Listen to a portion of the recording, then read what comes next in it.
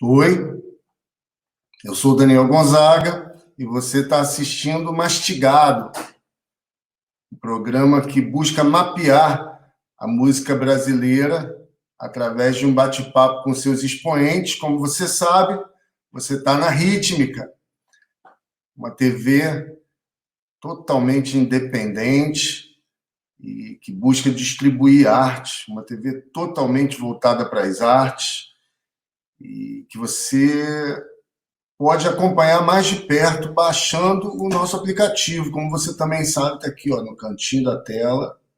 Você pega o seu celular, abre o leitor de QR Code, aponta para a tela e você pode ficar por dentro da nossa programação, né, ver o que está acontecendo, entrevistas maravilhosas como essa de hoje, por exemplo. Você pode acompanhar o Canja Carioca às segundas-feiras, você pode acompanhar o Linha Ecológica às quintas-feiras, sempre às 19 horas, você sabe. Eu estou enrolando você para você pegar o celular e apontar aqui para o nosso QR Code. Bom, o nosso convidado de hoje tem uma missão: falar por um grupo.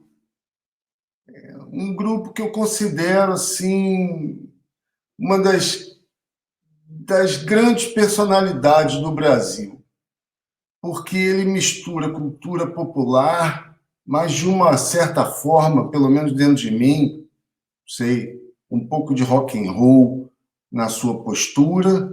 Ele mistura pastoril, mas ele também mistura Krishna nessa história aí.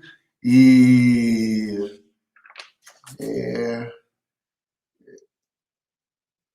eu acho que esse cara tem uma grande responsabilidade, explicar para a gente como é que essa turma se insere na cultura nacional, no mercado nacional, naquele nosso papo de sempre, na música brasileira ou na MPB.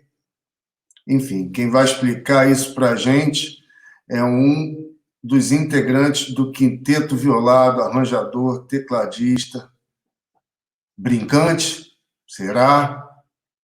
Bem-vindo, Dudu. Vamos conversar sobre música?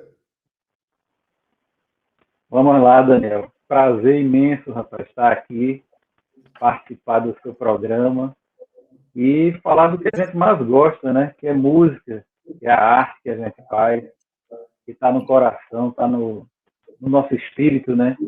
E transborda nos nossos instrumentos, na nossa voz. E vai ser muito bacana. Tenho certeza que vai ser muito legal falar sobre o Quinteto Violado junto com você. A música é um jardim da mente, né? É o que refresca as nossas ideias. É um quinteto tão próximo à natureza, né? Ô, Dudu, eu sempre começo a entrevista de um jeito. Se tratando de um grupo, eu vou ter que começar de um outro jeito. Então, vamos lá. O Quinteto Violado existia antes de ser Quinteto Violado. É isso? Vocês começam a história tocando sem mesmo terem o nome Quinteto Violado. Como é que começa a história do quinteto? Isso lá em 1970, 1971, por aí, é isso? É isso aí, Daniel. O quinteto, né? Quando começou, foi uma ideia do meu pai, do Toninho Alves, né, que se encontrou com o Marcelo Melo, que tinha voltado da França, e ele tinha essa ideia de fazer a música nordestina, mas com uma característica diferente, né, trazer ela para uma visão de mundo. E aí começou a convidar alguns músicos para participar, né, dessa aventura, chamando o Fernando Filizola, que era um cara que tocava guitarra. Muita gente diz que o quinteto tem um pouco da sonoridade do rock, mas é porque o Fernando ele era um cara que tocava guitarra e ele, quando veio para o quinteto, o Toninho disse: ó, Fernando, você tem que tocar a viola, você vai colocar suas influências de guitarrista mais na viola. E aí foi isso que trouxe ele. E também veio o Sandro, que era um flautista que tinha 13 para 14 anos, mas ele era um fenômeno, Daniel. Um cara impressionante como ele tocava uma flauta ele tinha uma base da música clássica, mas dentro do quinteto ele trouxe muita influência das bandas de pífano, né? E aí fez essa mistura da música erudita, né, para a música regional com essa referência do pífano. O meu pai, o Toninho Alves, ele, com o baixo dele, ele fazia a zabumba harmônica, né? Aquele tum, tum, tum, tum. Ele fazia essa zabumba no baixo, não era um baixo que, como a gente está acostumado a ouvir hoje, muitas notas, né? Não, ele fazia um baixo mais contido, mas só que sempre trabalhando as inversões dos acordes, né? Então, o dó nunca era um dó normal, era um dó que tinha um mi, que tinha um sol como baixo. Então, tinha essa magia que ele fazia, né? E a bateria, que era o Luciano Pimentel, que trazia ali todas as bandas, né? As fanfarras que tem no interior do Nordeste, né? E com todas essas influências. E eles, nessa época, realmente se chamavam apenas quinteto, porque eram 5 integrantes. Foram convidados para tocar em Fazenda Nova, e aí, lá em Fazenda Nova, fizeram o show com os arranjos que eles tinham feito da obra de Luiz Gonzaga, né, músicas que eles tinham criado para aquele momento. E quando eles vinham descendo das pedras, tinha os garotinhos que estavam brincando ali naqueles terrenos por ali. Aí, por conta da viola, do violão e do contrabaixo, né, os instrumentos de cordas ali, aí um menino disse: lá vem os violados. Aí o Toninho olhou para o Marcelo e disse: rapaz, olha o nome aí, é Quinteto Violado, por conta dessa história, dessa observação, né, que essa criança fez naquela época e que está durando aí 50 anos, né, agora, né, celebrando esse ano, 50 anos de Quinteto Violado. Agora, olha só nesse papo aí, é porque para falar do quinteto, eu ouso dizer que a gente tem que falar da cultura pernambucana, porque a gente tem que pensar sempre a entrevista para quem não conhece, não entende, né? Que não, porque Pernambuco, culturalmente falando, ela tem muitas possibilidades, né? E a questão acadêmica com a música popular de Pernambuco é uma cruza que resultou nos maiores gênios do país, musicalmente falando. Então, assim, dito isso, você falou a questão da música erudita, né? A questão os próprios frevos, né? As soluções harmônicas dos frevos. O que essas pessoas escutavam? O que se escutava que foi chegar nos nossos antepassados, né? E que foi dar depois em quinteto violado? O que se escutava em termo ou erudito ou popular? Tanto faz. Que em algum momento em Pernambuco essas duas coisas se amalgamam. É verdade, Daniel. Naquela época, né, o próprio Luiz Gonzaga já estava divulgando bastante, né, um pouco da cultura, né, nordestina, né, e levava o baião, levava o shot, né, levava tudo isso para o sul. E naquela época também houve uma solicitação do Márcio Pereira, né, de fazer uma coleção, rapaz, que é essa daqui, ó, que eu queria mostrar. Naquela época você está falando 70, anos 70? O que, qual é? Porque essa coleção aqui, ela de fato, ela foi antes do primeiro LP do Quinteto Violado. Então, eu até me arriscaria a dizer que o timbre do Quinteto Violado, ele surgiu a partir desse disco. Porque foi nesse convite aqui que os meninos realmente foram para dentro do estúdio, foram para o interior, para gravar aquelas bandas bem raízes, assim, bem tradicionais, né, da nossa região e tal. Eu peço para você o seguinte, eu vou te botar em tela cheia, explica para o nosso telespectador o que é essa maravilhosa coleção que eu tenho o costume de escutar. Às vezes eu escuto os discos do Norte, mas eu gosto mesmo do Popular do Nordeste, particularmente o número 2. Por favor, você pode discorrer um pouco primeiro sobre essa coleção, depois sobre o próprio Marcos Pereira, que é um estudioso nesse campo e tem uma importância, uma relevância no campo da cultura popular incrível. Exatamente. Ele era um grande estudioso, né, da cultura, e foi ele que criou esse projeto, né, que é a música popular do Nordeste, e convidou o Quinteto Violado para fazer esse trabalho musical, gravar toda essa pesquisa que foi elaborada, né, naquela época, e que foi registrada através, né, das bandas que tocavam no interior do Nordeste, aquela coisa mesmo da raiz, assim, que é lá no fundo, né? E o quinteto foi inspirado exatamente nessas gravações que foi montando o repertório. E aí veio o frevo, veio o maracatu, veio as cirandas e veio os caboclinhos, tudo nessa coleção você encontra a grande influência que a gente tem, eu digo assim, a nossa fonte, na verdade, né? Eu acho que é de onde vem a nossa música, né?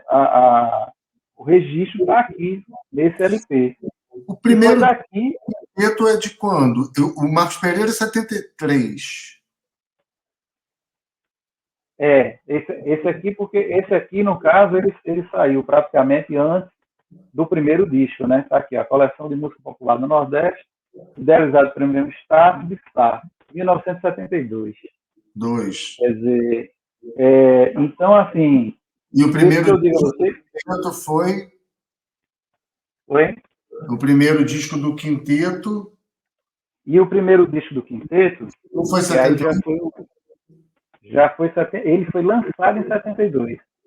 Porque o grupo surgiu em 71, mas o primeiro LP, que é esse aqui, que é o do cavalo, né, que tem esse cavalo aqui na frente. E, Daniel, não sei se você sabe, mas isso aqui, rapaz, deu uma confusão tão grande. A gravadora, né, que era a gravadora Philips na época, fez essa capa maravilhosa, né, que ele misturou aqui, na verdade, um vaqueiro, né, botou aqui um chapéu, você vê que tem um chapéuzinho aqui, tal, com esse cavalo mecânico, é uma coisa muito moderna, né? E aí lançou e foi um sucesso, assim, esse LP foi um estouro, até pela própria capa e pelas músicas que o LP tem. Só que tempos depois foi descoberto que esse desenho aqui era de uma banda de rock, cara. E aí o cara do design da gravadora na época, ele simplesmente colocou, na verdade, esse chapéuzinho de couro aqui e deu uma outra identidade, né, para as nossas vistas, ficou como se fosse um vaqueiro que tivesse bem modernizado e tal. Mas ele, na verdade, e aí isso deu uma confusão danada, o pessoal da gravadora teve que pagar direitos autorais, né, por ter utilizado, né, a imagem do cavalo e tal. Mas resolveu, né, e aí só que depois a gravadora teve que lançar uma outra capa, um outro formato, inclusive botaram uma foto da asa branca, né, e tal, na capa, ficou bem diferente, assim. Mas foi um marco, esse LP, e esse LP ele já veio com essa sonoridade. Quinteto Violado em Concerto, é isso? Ele, na verdade, ele tem um nome só de Quinteto Violado, o disco, né? Violado. Agora, eu falei até no começo, Dudu, eu gosto, eu escuto muito o quinteto, né? Primeiro porque eu comecei a gostar de ritmos brasileiros e estudei muito nessa coleção Marcos Pereira, que foi uma coleção que contava com 3 discos para música do Nordeste, 3 para música do Norte, Centro-Oeste, Sudeste e Sul, né? Era uma coleção bem abrangente, que com outra coleção da Cavalo Marinho, se não me engano, né? Que aí tem pouco, tem o shot e por aí vai. Eu comecei a estudar também junto a essa coleção aí. Mas voltando à questão da música, o que eu falei, a questão do rock no começo, e eu gosto muito de ouvir o quinteto, como eu estava falando, E vocês têm uma coisa que eu não sei, alguma coisa dentro de mim compara até o Led Zeppelin. Vou explicar por quê. Na desorganização do óbvio, vocês fazem o possível para vocês não serem óbvios. Então, a gente estava até falando antes da entrevista, né? Você pega um modo nordestino qualquer, primeiro, quarto, quinto graus, né? Mi, lá e si, né? Até o rock tem até a mesma construção, né, do blues, tal, a mesma coisa. Aí, às vezes, um dó sustenido menor, às vezes um sol sustenido menor, cabe ali. Vocês não. Vocês vão colocar um sol, vocês vão colocar um si bemol, vocês vão colocar alguma coisa que leve com outro canto, mas, ao mesmo tempo, vocês exploram bem os modos tipicamente nordestinos, bemol 5, não sei o que lá. Da onde que vem esse atletismo? Tem alguma... O quinteto tem alguma coisa de rock? Caramba! Tem, Daniel, com certeza. Uma eu costumo dizer assim que uma das definições assim mais interessantes que a gente já escutou foi do próprio Gilberto Gil, porque ele, quando voltava do exílio, né, ele chegou aqui, passou por aqui pela região e assistiu um show do Quinteto Violado e ficou encantado com aquela sonoridade, né, que o Quinteto estava colocando ali, dando uma nova visão para a música nordestina, né, ampliando, né, essa forma de harmonizar, de cantar. E aí ele, quando chegou no Rio de Janeiro, se encontrou com o pessoal da imprensa e com o Caetano Veloso, inclusive, o pessoal perguntava muito a ele, rapaz, o que foi que você viu de mais interessante na sua volta do exílio, né, quando chegou aqui no Brasil? Aí ele disse, rapaz, eu vi um grupo chamado Quinteto Violado. Aí, rapaz, Quinteto Violado é um grupo, Quinteto Violado, lá do Nordeste e tal. E aí, mas o cara queria saber qual é o estilo do quinteto. Se o quinteto era uma banda de forró, se era uma orquestra de frevo, se fazia violeiro, como é que era esse estilo do quinteto. Aí ele, rapaz, numa sacada assim, ele disse, rapaz, os caras fazem um free nordestino. Eu achei isso muito interessante, porque é realmente assim, é a liberdade que a gente tem de colocar a música, a influência da música do mundo na música nordestina. Então, sem perder, digamos assim, esse chão, essa raiz que a gente tem, a gente recebe muito essa influência e mistura tudo isso. É como eu estava dizendo, a gente ouve uma música clássica, então a gente coloca determinados desenhos ali de música clássica no meio da música nordestina. A gente escuta uma música árabe que tem uma, né, digamos aqui,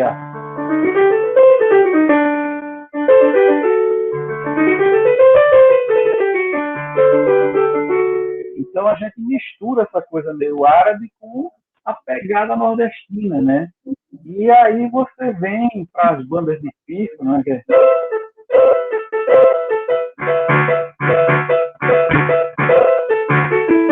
Aí vem aqui uma coisa meio que é da árabe também, né?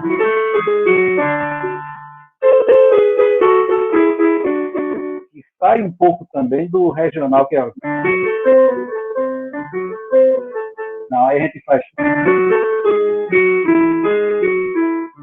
Então, essa diferençazinha é que dá essa liberdade que o quinteto explora de sair um pouco do tradicional para fazer outras coisas, né? Você pega uma asa branca que normalmente Normalmente o cara coloca sol, né? Assim, quando você está tocando em ré, tá? Mas aqui...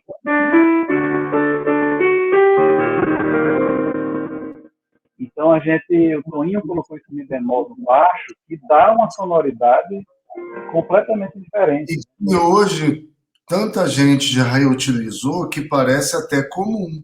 Mas isso em 1970 não era comum. Mas é engraçado, porque assim, nesse momento, você falou do Gil. O Gil praticamente entregou o quinteto de bandeja para o mundo. Foi ele que, né? Ele, Caetano. Mas nesse momento da política nacional, da cultura nacional, o que estava acontecendo? Justamente por volta de 1970, por aí, estava acontecendo uma bifurcação muito importante na música brasileira, que era a Jovem Guarda, finalizando, né? E a questão do tropicalismo chegando, né? Que tem ali nos seus expoentes o Gil como um deles. E essa descoberta do Brasil, né? Ela é uma das bandeiras desse movimento. Tem gente que vai dizer que é movimento, tem gente que vai dizer que não é movimento, discussões à parte.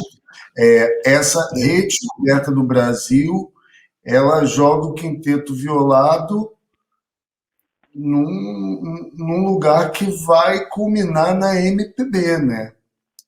Então, assim... O engraçado, Daniel, é que, por exemplo, eu vou até te mostrar aqui novamente, a contracapa desse primeiro LP, a gente tem aqui, ó, a gravadora colocou o selo como sendo um selo, uma série de luxo. Por que eles colocaram esse LP como uma série de luxo? Porque a gente não se enquadrava dentro dos hits que estavam sendo explorados naquela época. E eles não tinham nome para esse segmento que o Quinteto estava fazendo. Eu até digo muito hoje em dia aos integrantes do Quinteto que se tivesse pego até essa temática que o Gil falou do Free Nordestino, se você olhar direitinho, tem alguns artistas que hoje fazem essa busca do Free Nordestino. O próprio Lenine, né, que é um grande artista, que hoje ele mistura muito o rock dentro da música nordestina, né? Então, poderia ter sido um caminho, mas a gravadora não trabalhou isso e aí meio que... Mas existe uma palavra do Quinteto Violado hoje em dia para definir o trabalho do Quinteto ou do Lenine? Qual seria essa palavra? Qual seria esse termo hoje? Dentro do estilo que utiliza. Se o Quinteto estivesse sendo inventado nesse momento, você chamaria de quê? Eu chamaria de Free Nordestino. Porque é essa liberdade mesmo. É muito claro hoje em dia, na cabeça da gente, que o que a gente faz é essa liberdade de colocar a música, a influência da música do mundo dentro da música nordestina. Quando você pega a música Algodão, né, que a gente faz...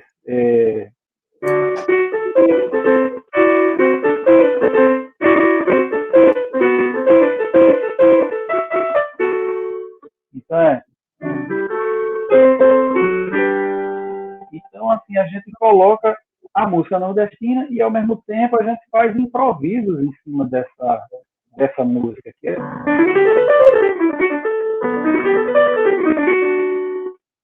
E aí é onde vem a influência do jazz, vem a influência árabe. Isso que eu ia falar. E nordestino, ele não liga mais ao jazz? Ele liga ao jazz, mas também tem essa conexão com a vontade de tocar qualquer outro tipo de estilo de música. Para você ver, a gente fez um disco chamado Choveu Mantra no Sertão. O que é que foi isso? Foi um Maharaj. Por favor, explica isso direito aqui para a gente, porque eu achei isso sensacional. Rapaz, um Maharaj, né? Chandra Murra Swami, né? Isso, exatamente. Os nomes são bem complicados.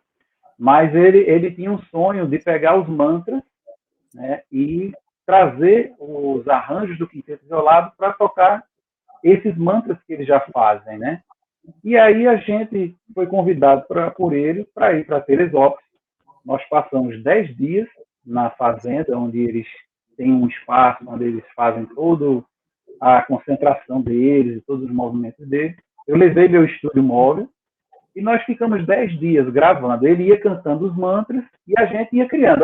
Esse aqui dá uma ciranda, esse aqui dá um forró, esse aqui vai dar uma cara de frevo, vamos lá.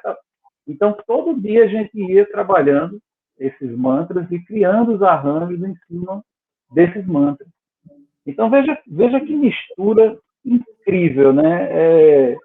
Você trazer mantras com a linguagem nordestina, com a linguagem do Quinteto Violado, E vocês ainda não são só os mantras, né, Dudu? Vocês têm as histórias por baixo, né?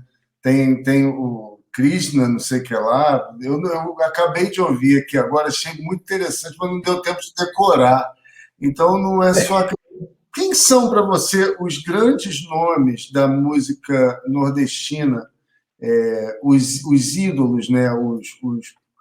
Os mestres dessa questão? Porque, assim, eu vejo o quinteto muito amalgamado, né, ou feito pelos ritmos. Só num pequeno. Vamos pensar aqui: você tem maracatu, você tem maracatu rural, você tem cavalo marinho, você tem pastoril, você tem os martelo agalopado, os oitaquadrão todo da vida. Você tem caboclinho, que vai dar no Moçambique aqui embaixo, que é quase a mesma batida. Vocês tem marujada, vocês ainda chegam na marujada aqui da Bahia. Então, assim, quem são esses mestres que você recorda, que você pode dizer, porque assim, esse pessoal que não viu, não sabe da questão do Marcos Pereira, ou de tantos ritmos, a gente tem mais de 360 ritmos catalogados no Brasil, né? Então, assim, quem que você pode chegar aqui e falar, olha, para frevo, escuta isso, tem o mestre Salustiano, tem tanta gente nessa área aí de popular, o que você pode relevar para a gente poder pesquisar mais, Dudu, e que faz parte também do Quinteto Violado, né, isso tudo? Hoje a nossa pesquisa, né, eu estava falando para você da coleção do Marcos Pereira, né, que a gente foi a campo, né, na época, quer dizer, eu não fazia parte do grupo, lógico, né, mas o Quinteto Violado foi a campo para fazer essa pesquisa e a partir dessa pesquisa surgiu esse trabalho do Marcos Pereira. Mas esse trabalho de pesquisa, de você ir a campo e buscar realmente as fontes, né, onde você pode conhecer a verdadeira raiz, a gente continua fazendo, Daniel. E um dos trabalhos que eu acho assim fantástico que a gente fez de resgate, não é nem de resgate, é de registro mesmo, assim, da cultura da raiz, né, é esse aqui, ó, Sons do São Francisco. Isso aqui, como eu te falei, eu tinha um estúdio móvel, né? Então a gente foi para a região ribeirinha do Rio São Francisco e saímos mapeando vários e vários grupos. Foram mais de 60 artistas, digamos assim, porque tinha bandas, tinha grupos, né? E daí foi surgindo os LPs, os CDs, na verdade, né?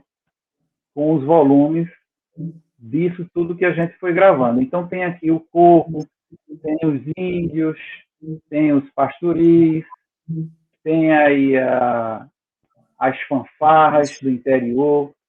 Então, isso aqui é um trabalho, rapaz. Os violeiros, tem aqui uns violeiros muito interessantes. Aqui dá até para ver aqui, tem algumas fotos de alguns grupos que nós gravamos, né? E é muito interessante. Tem grupo de pastoril, tem os índios, tem a tribo Chocós, nós gravamos. Rapaz, foi um negócio fantástico, porque a gente colocava o estúdio dentro de um barquinho e ia pelo Rio São Francisco, margeando ali o rio. Aí quando chegava numa comunidade, disse, então a comunidade aqui tem atividade cultural? Tem. Desce o estúdio, vamos lá e vamos gravar. E nesse dia mesmo que a gente foi, a gente deu a coincidência de conhecer um índio, que era da tribo Chocó. E ele levou a gente nessa tribo. Rapaz, a gente chegou lá de manhãzinha cedo, não tinha ninguém. Aí disse, rapaz, cadê o povo? Como é que a gente vai gravar o povo? Aí, daqui a pouco o índio fez um sinal lá, deu uns 3 gritos assim para cima, surgiu o índio de tudo quanto foi canto, rapaz. Parecia que estava brotando do chão, assim. Ele olha. E aí, rapaz, ele na época, a gente explicou para ele o que era o projeto e tal, fizemos um acerto, né, com ele, logicamente, né? E gravamos, passamos o dia gravando, mas quando deu assim, 4h30 da tarde, ele disse, encerrou, tem que ir embora. Aí está noite, né? Mas por quê? Foi que eu vejo. Não, não é nada, não é porque o rio enche, e se você não sair agora, vocês vão ter que dormir aqui, só sai no outro dia. Aí, meu amigo, foi uma correria, pega o estúdio, bota na cabeça e vamos embora para dentro do barco, não sei o que e tal, e a gente conseguiu ainda sair de lá a tempo antes do rio encher. Mas, assim, essas experiências, né, como essa dos índios, a gente gravou também, rapaz, um outro que era a Cavalhada, que fica em Sergipe. E Sim. aí, nessa Cavalhada, você tem, olha, tem banda de pífanos que você não faz ideia do tipo de flauta que eles usam, as coisas mais lindas. Eu nunca vi no comércio. De você dizer assim, Carlos Malta tem um trabalho fantástico sobre banda de pífano e tal, né? Que ele é um grande estudioso sobre isso. Mas eu não vi, por exemplo, no disco dele, essa flauta específica que a gente encontrou lá na Cavalhada. Eu acho que vale a pena muito pesquisar isso. Então, eu acho, sabe, Daniel, que Pesquisar essa o que é trabalhada, né? Que muita gente não conhece. E esse tipo de manifestação, eu sou um estudioso também. E percebo que os mestres, às vezes, estão indo embora sem a devida documentação. Na realidade, esse programa é muito sobre isso. Né? Manutenção. E então você vê que isso continua acontecendo, você nota o interesse, por exemplo, da garotada, né, das gerações mais novas, de aprenderem sobre a sua própria cultura. O Rio de Janeiro, onde eu moro, vê a própria cultura de um jeito diferente. Eu noto que Pernambuco abraça mais as suas tradições. Como é que você, enquanto pesquisador, enquanto estudioso, vê isso?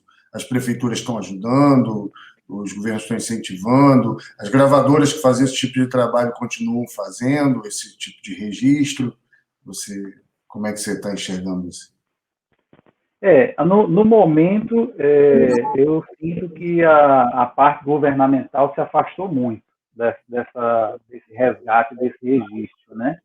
A gente conseguiu alguns recursos através do Ministério em Brasília, né, através de emenda parlamentar e tal, para a gente viabilizar a produção disso, né? E aí, assim, a gente conseguiu fazer um projeto chamado Cantos do Semiárido, que foi através do Ministério do Desenvolvimento Agrário, e a gente registrou exatamente nas comunidades, né, da região agrária, e lá nós conhecemos vários grupos muito interessantes de raiz. Eu não sei se você já ouviu falar de Isabel da Loca, que Sim. ela é uma pifeira, né, e na época que a gente conheceu ela, ela tinha 79 anos. Então ela era bem escondidazinha, ela ficava lá na loca dela, porque ela morava de fato numa loca, era uma pedra em cima de uma montanha, e quando a gente chegou lá, a gente teve que subir, né, para ir conversar com ela, então a gente escalou as pedras para ir lá falar com ela e tudo, mas lá não tinha condições de gravar, né? Eu disse, Isabel, aqui não dá, a gente tem que gravar, tem uma escola da comunidade, vamos para lá que a gente grava você e tal. E foi muito bacana esse trabalho, porque ela nunca tinha tido um registro do trabalho dela. Ela tocava na comunidade, mas não tinha um CD. E aí a gente, na época, fez esse CD, e foi a partir desse CD que o Carlos Malta conheceu a Isabel da Ló. Ela passou no edital do Banco do Brasil e saiu fazendo show pelas Um capitais mais documentário importantes também, do né? Brasil. Um documentário É, sobre. e isso é que eu acho que é muito bacana, porque você vê, a gente conseguiu tirar ela do esquecimento, que estava ali, assim, totalmente desaparecida, né? Mas ela conseguiu chegar à mídia, de uma certa forma, mostrar o trabalho dela através desse projeto, que era um projeto de registro, né, de ícones culturais. E como que é lidar com isso tudo, com essa gama de informações e compor em grupo isso tudo? Porque não são, como eu falei, não são músicas simples, né? Olha aqui, ó, Dudu, tem aqui, ó, lá, ela, lá, pronto, bota aí. Não, são suítes, né? São temas grandes e são temas. Eu não sei, eles se fundem na minha cabeça como se. Eu não sei o que vocês inventaram ou do que vocês pegaram nesse universo de pesquisa e reproduziram. Então, assim, como que é tanta cabeça compondo? Vocês compõem com frequência? Vocês ainda um manda a letra para o outro, fala, pô, eu quero fazer uma coisa meio... Como é que é? Tipo, eu quero fazer uma coisa meio caboclinho, meio ciranda. Vocês têm esses diálogos surreais, assim? Ou é tema? Rapaz. Hoje você é o arranjador do grupo. Ou todo Na mundo... verdade, Todo mundo arranja, porque todo mundo ali é fera, né? Como é que é isso? Isso que eu te falar, assim, eu trago uma ideia base, né, da proposta, né, do arranjo, e aí, a partir dessa ideia, a gente desenvolve. O Roberto, lá na bateria, ele já tem um swing que ele já faz diferente, o Marcelo também vai botando as harmonias lá da forma dele, o Ciano, ele traz muito essa influência da música, né, do pífano, né, e a gente vai alimentando isso aí a partir de uma ideia inicial, né, que eu normalmente jogo para a galera. E a gente compõe, sim, a gente tem feito, agora mesmo a gente fez até uma música, né, é uma composição minha, que foi uma música chamada Tempo. Eu coloquei esse nome para celebrar os 50 anos do Quinteto Violado, né? E ela traz exatamente essa interferência do violeiro, que é a coisa do...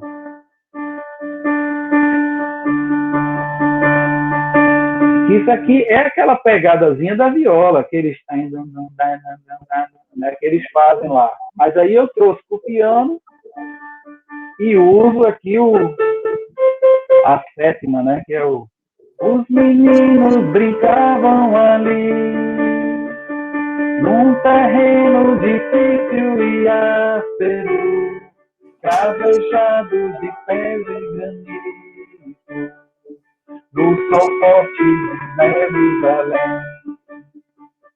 Os meninos olhavam ali, os rapazes chegavam assim, carregando instrumentos na mão, baixo, flauta, viola e violão. Era apenas de 5 rapazes, e os meninos brincavam ali, e gritaram bem alto pro mundo ouvir. Veio violado, veio violado. É um trechinho da música, né? E aí você ouve toda a influência que tem do violeiro, as violas, né? A música meio que com a sétima, né? Que a gente sempre costuma usar, né? Mas aí entra um gravão que é muito mais do clássico, né? Aquela coisa mais... Você toca acordeon também, Igor? Não toco, rapaz. Aquilo é complicado, não né? Toco e, na verdade, eu até comecei a tentar tocar o acordeon. Mas aí eu comecei a fazer um caminho inverso. Eu olhei assim, rapaz, eu acho que eu não vou dar muito certo tocando sanfona, não. Mas eu queria trazer a influência da sanfona para o piano. E aí eu comecei a criar alguns balanços que ele fica assim, ó.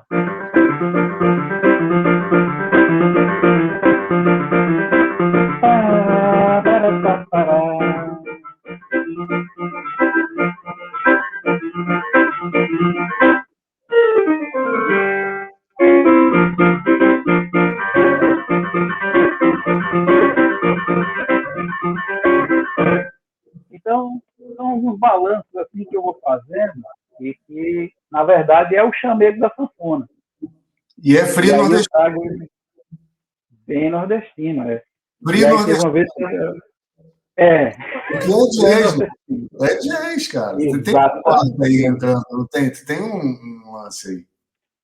Vem cá, e essa garotada, você nota que gente vem bebendo dessa fonte, assim, Quinteto, que dá Lenine, que dá Mestre Ambrósio, né? Que já não está aqui da Ciba, que dá um monte de gente, e dessa garota, você nota que tem gente compondo nessa linha, se apropriando da sua cultura, da sua tradição? Você citaria alguém? Olha, tem um movimento aqui em Recife, né, que eu até concordo com você, eu não sei, tem gente que acha que é movimento, tem gente que acha que não, mas o Reverbo, né, hoje tem sido um dos grandes encontros de vários jovens daqui, da região, e eles têm buscado esse tipo de interação, de um mandar uma música para o outro e vir com essa influência da música nordestina e trazer... Não, mas é dessa brasilidade explícita, assim, dessa leitura, porque, assim, eu conheço algumas pessoas desse movimento, né, o Homero, Juliano Holanda, né, o Martim, né, e muito bacana, mas de brincar com todos esses elementos de pastoril, de maracatu rural mesmo, de se aprofundar nessa sopa nordestina como o quinteto faz, fica complicado competir também, né? Muitos anos de estudo, um estudo muito profundo. E outra questão de vocês é que vocês dividem esse estudo sempre com a questão das aulas, né, Dudu? Vocês procuram passar isso para frente com a questão dos concertos, né? Fala um pouco sobre isso. Isso é uma coisa... Eu acho que não adianta a gente estudar e guardar, né? Ou querer se beneficiar disso. Eu me preocupo muito com essa passagem desse aprendizado para as novas gerações. E vocês têm um trabalho muito bonito com relação a isso. Explica um pouco, fala um pouco disso. É verdade. Esse é um projeto, rapaz, que é chamado Concerto Aula. O Quinteto Violado, desde o começo, né, da sua história, sempre teve essa preocupação de repassar isso principalmente para alunos de escola pública, né? E aí é um projeto que ele tem esse nome, mas que ele vai sempre se renovando e vai sempre se atualizando e trazendo as novas influências, né? E como é que ele funciona? Ele, na verdade, atualmente, nós conseguimos montar um concerto, né? E ele tem uma característica muito mais educativa do que ser um concerto ou um show para fazer festa, para dançar e para participar de muita coisa assim, mais do entretenimento. Não, ele tem essa proposta de mostrar de onde vem o maracatu, de onde vem o caboclinho, os ciclos festivos, que são o Natal, o São João e o Carnaval, como surgiu isso, em que ano foi. Então, essa parte mais teórica, a gente pegou um personagem que se chama o Mateus, e tem o Mateus e a Caterina, né? Então, a gente pegou um ator que ele faz esse personagem, o Mateus, criamos um texto onde explica essa parte realmente teórica dos ciclos festivos, e aí esse Mateus ele vai mesmo fazendo o papel ali do professor, ele vai colocando as informações mais teóricas da coisa, né? Como surgiu tudo isso. E aí o exemplo ficou assim, o Quinteto Violado faz isso aí, pá, então a gente toca. Rapaz, Daniel, os alunos, eles ficam loucos, vibram e ficam assim. A gente tem, inclusive no YouTube, né, tem no canal do Quinteto Violado, a gente tem alguns vídeos gravados com depoimentos, inclusive, dos alunos. Eles ficam, assim, encantados, porque tem alunos que dizem, rapaz, eu estou muito emocionado, porque eu nunca ouvi a minha música, né, da minha região dessa forma. Por quê? Por muitas vezes essa música não chega para ele. Então, essa é uma das grandes dificuldades que a gente tem hoje em dia de manter viva essa obra, é a acessibilidade. Né? Não, e é muito difícil também porque algumas turmas são verdadeiras tribos, né?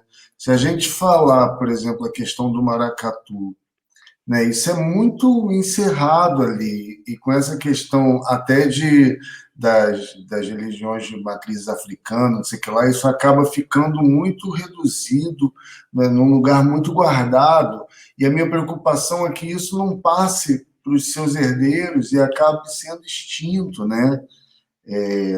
Uma família que mantém isso muito bem, por exemplo, é a questão do Salustiano, né? Eu tive o prazer de conhecer o mestre Salustiano, até Pedro e tal, e a gente foi fazer uma viagem e eles estavam juntos. Eu acho que eles mantêm esse tipo de tradição super bem. Me preocupa o desaparecimento dos mestres e das tradições, né? Qual a importância da brasilidade para a música brasileira futura, né? Obviamente não a passada, assim, de se manter de não se passar a fazer só aquele pop 4x4, o funk, e nada contra, eu adoro os dois, eu ouço funk em casa e o pop 4x4 o tempo inteiro. Mas, assim, qual é a importância disso se manter? Ou não tem importância nenhuma, cada um faz o que quiser. Assim, outro dia eu estava conversando numa live sobre, porque agora está aí a renovação, né, do patrimônio imaterial do frevo. Então, porque de 10 em 10 anos você tem que reativar essa nomenclatura, né, essa conquista, né? Então tá tendo, eu participei de uma das lives, né? E estava o Spock, estava participando, né? Que hoje é uma grande referência, né? Digamos do frevo. Ele trouxe assim para o frevo um lado jazzístico, né? E toca com a força incrível, né? A velocidade impressionante que ele faz. E a gente conversou muito assim sobre essa importância do que você está falando, de manter vivo, né, essas tradições. E eu coloquei uma questão na roda, sabe, Daniel? Porque o que eu sinto, e a experiência que a gente tem quando a gente vai para as comunidades do interior, é que onde você chega, existe uma associação muito grande, mas muito grande, da música com a dança. A dança e a música, elas estão muito ligadas. Então, se você pegar na própria história do frevo, lá em 1900 e lá vai bolinha, como é que surgiu o frevo? O frevo surgiu porque as bandas marciais vinham tocando, a outra vinha tocando, mas aí tinha um capoeirista que ia lá fazendo os movimentos dele e tal, para poder defender uma orquestra da outra, uma banda da outra e tal, e terminou gerando está sempre no meio das coisas. Foi gerando os isso, o mestre sala que dança com a navalha aqui para defender a bandeira, e no caso do frevo também. Exatamente, o coco de roda, você pega o coco de roda, a gente gravou o coco de roda lá em Afogado da Gazeira, 50 quilômetros para dentro ainda assim do mato. A gente encontrou uma banda lá que tinha 200 anos que vinha passando de família para família. E quando disseram que ia gravar, tinha que ter a dança, porque tem os tamancos que vai fazer o sapateado lá e tal. Então, assim, a música ela está muito ligada a isso. E aí, quando você pega hoje em dia, eu coloquei isso, inclusive, na rodinha, porque todo mundo dizia assim, rapaz, hoje não tem mais frevo conhecido, não tem mais frevo fazendo sucesso, só se toca os frevos antigos e tal. Eu digo, mas gente, veja, nós desassociamos a dança o passo do frevo, à música. Infelizmente, nós fizemos isso. Hoje em dia está completamente separado. Então, as pessoas não têm mais o chamego. Aí você pega um frevo hoje, o frevo ele é muito ligeiro, cara. Às vezes, se você não for um bom músico, você não consegue tocar aquele frevo por conta da agilidade que você tem que ter. Então, isso você cria um funil, porque menos pessoas vão conseguir tocar aquela tua música. Enquanto antigamente muitas pessoas conseguiam tocar aquele frevo, porque era um frevo.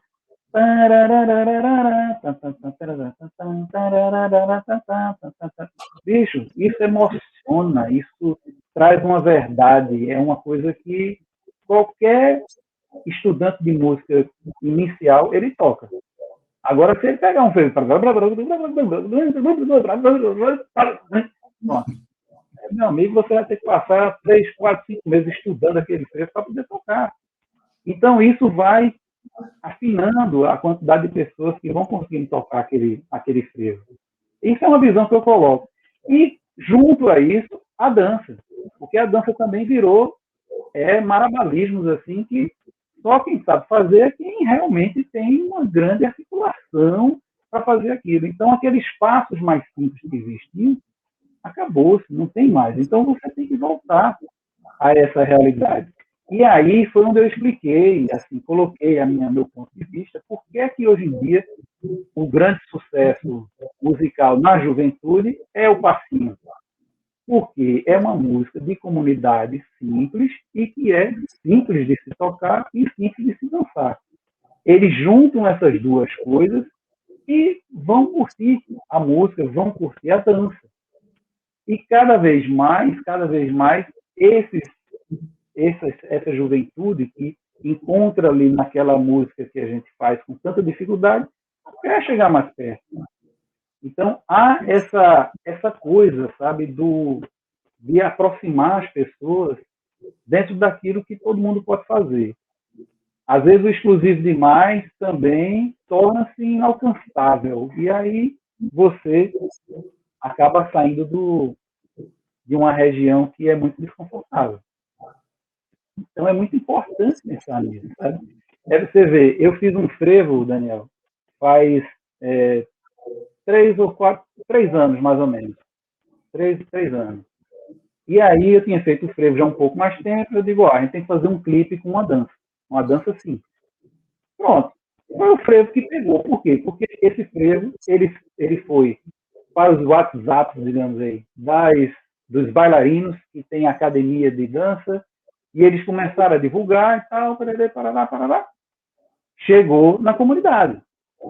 Então, eles conseguem fazer o passo, eles cantam esse frevo, e aí é até assim, o frevo não para, não para, abre alas pra mim vou cantar, o frevo não para, não para, morena linda do mar, com essa ninguém mais segura a paixão que tá no coração, pula de lá que eu já vou correndo pra te abraçar, toca, toca frevo, pula frevo, toca, toca frevo que eu vou te amar.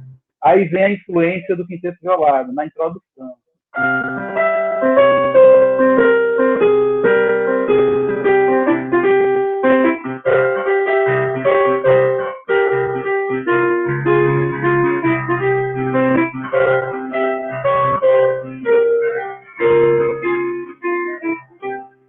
Aí vem os mouros, invadem o carnaval. Você acha que a gente está se afastando da brasilidade, Dudu? Né? Nessa questão, você falou, por exemplo, do passinho, a gente tem esses fenômenos do mercado pop nacional, com essa garotada que quase não escuta mais música em português. Eu tenho 2 filhas de 15 anos e elas escutam cada vez mais música americana. Você acha que a gente está se afastando da própria cultura? Assim, é o que eu te falei. Quando a gente tocou, teve um show que a gente fez, Daniel, foi muito engraçado. A gente tocou uma música, rapaz, que é uma música bem, bem antiga do Quinteto, não estou lembrado do nome agora, porque me fugiu a cabeça. Mas é uma música bem tradicional, assim, do Quinteto antiga. E aí eu morri de rir, cara, porque lá no meio da plateia tinha uma meninada, assim, todas elas fazendo a dança do passinho com aquela música do Quinteto que tem já anos, tá entendendo? Então, assim, ele acaba sendo próximo do passinho, né? Eu, como não me vejo dançando com essa agilidade toda, nem o frevo, nem o passinho, vou para a próxima pergunta.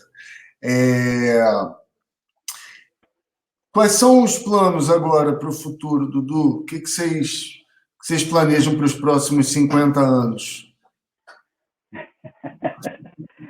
Pois é, né? O Quinteto sempre teve uma preocupação de trabalhar a longo prazo, né? A gente sempre buscou fazer projetos. O que é que a gente vai fazer no próximo ano? Daqui a 2 anos, daqui a 5 anos. Então, a gente sempre planejou muito bem assim a nossa carreira, buscando principalmente as datas comemorativas, né? 40 anos, nós lançamos um DVD nos 40 anos, 45 anos, agora nos 50 anos. Então, a gente sempre busca fazer esse trabalho. Hoje, com a pandemia, a gente está um pouco vivendo o momento. A gente está curtindo esse momento dos 50 anos do Quinteto Violado, e foi uma coisa que a gente planejou um pouco antes da pandemia, foi em 2018, mais ou menos, que a gente começou a idealizar o que é que a gente poderia fazer. Porque como é que eu faço? Normalmente eu monto um projeto guarda-chuva, né? Tá aqui em cima os 50 anos do Quinteto Violado. O que é que eu posso fazer? Ah, eu vou fazer um livro, eu vou fazer um DVD, eu vou fazer um show, vou fazer um CD. E a gente vai, digamos assim, diversificando, né, as ações que a gente está fazendo. E esse ano a gente está assim, quer dizer, a gente lançou uma live, 50 anos do Quinteto Violado, já estamos na fase de edição do livro dos 50 anos, que foi o Zé Teres que escreveu, e vai ser lançado pela CEP no mês de outubro. E no mês de novembro, nós vamos fazer um concerto sinfônico com a Orquestra de Câmara de Pernambuco. Opa. Então, para celebrar, quer dizer, mostrando, né, que o Quinteto Violado ele vai lá do frevo, uma orquestra de metais. A gente fez agora uma live de São João voltada para a Europa, né? Foi uma live organizada em Viena. Então a gente vem para o forró e vai para a música clássica também, com toda a obra e os arranjos que o Quinteto Violado faz, né? A gente, inclusive, fez um trabalho, rapaz, com essa mesma orquestra que nós vamos tocar agora, e foi cantando a música de Geraldo Vandré. Nós pegamos os arranjos do Quinteto Violado e colocamos para uma partitura, e a orquestra reproduziu tudo aquilo que a gente idealizou em termos de arranjo. Então, foi uma coisa emocionante, né? Muito bonito, né, esse trabalho. Dudu, infelizmente o nosso bate-papo é curto, tinha um monte de coisa para perguntar, mas a gente vai marcar uma segunda edição. Eu queria te agradecer imensamente por ter aceito o convite. Eu queria terminar essa entrevista com uma pergunta que eu queria ouvir sua resposta. O que é a música para você, Dudu? A música é vida, a música é amor, a música é sentimento, e a música é espírito, é estado de espírito, e a música é felicidade. É isso aí, eu concordo com você. Deixo aqui meu agradecimento mais uma vez, vou ter que pedir licença, meu tempo está acabando. Obrigado e aguardo os próximos 50 anos animado, tá bom? Vamos lá. Até já. Obrigado. Cara, esses caras são incríveis. Você conhece o trabalho do Quinteto? Sai agora, vai na internet, bota lá, Quinteto Violado. Ouvir online, alguma coisa assim. Você merece isso. Você assistiu aqui o Mastigado, programa que busca mapear a música brasileira através de um bate-papo com seus expoentes. A gente falou com o Dudu, do Quinteto Violado, e o próximo programa eu já fiquei sabendo que vai ser incrível. Você não pode perder. Lembrando que os programas anteriores, tanto Linha Ecológica, quanto Canja Carioca, quanto o Mastigado, Fala Professor, todos estão no nosso museuzinho, lá no YouTube. Você pode passar e ver tudo certinho. Baixa o aplicativo também, meu tempo acabou, eu vou lá, mas eu confio em você. Hein? Rítmica, qual o seu ritmo?